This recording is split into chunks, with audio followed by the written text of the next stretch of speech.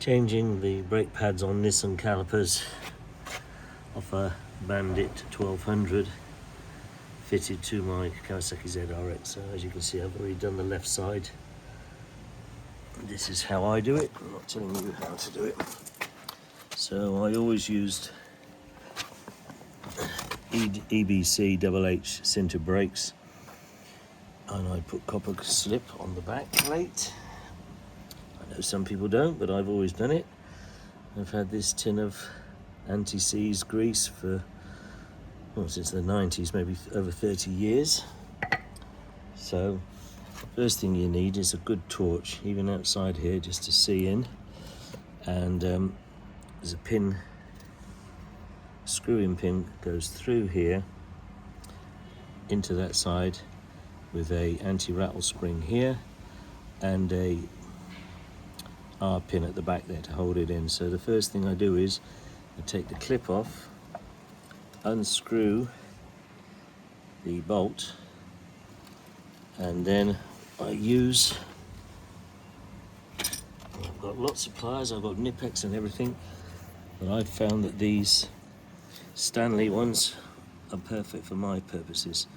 And I wrap the jaws with a cloth, and then with the brake pads still in there, I'm using the cloth to protect the caliper here. It doesn't matter if you scratch the top of the pad, obviously. And then I just squeeze it in until the pads go right in. Then I know that there's nothing sticking in there. And spray it with some brake cleaner, and then use a long-handled brush to really get in there and get it all out. And then finally, I rinse it all down again. And the pads weren't that badly worn. I could have got away with quite a few thousand more miles, but I always change things early. And also it means peace of mind, because if I do go to Spain, which I'm planning this year, I know I've cleaned it, I know how everything's nice and loose, and then it's peace of mind, as I say. I then put copper slip on the retaining bolt threads that go in here. And the thing about these Nissan is they just seem to work. I'd say even with the standard ones fitted, these are 10% better at least, and they're much easier to maintain. Only thing else I've got to do is I'm going to get some new bleed nipple covers. One's perished quite a bit on the other side. I'm always in the way of preventing things before they happen if I can.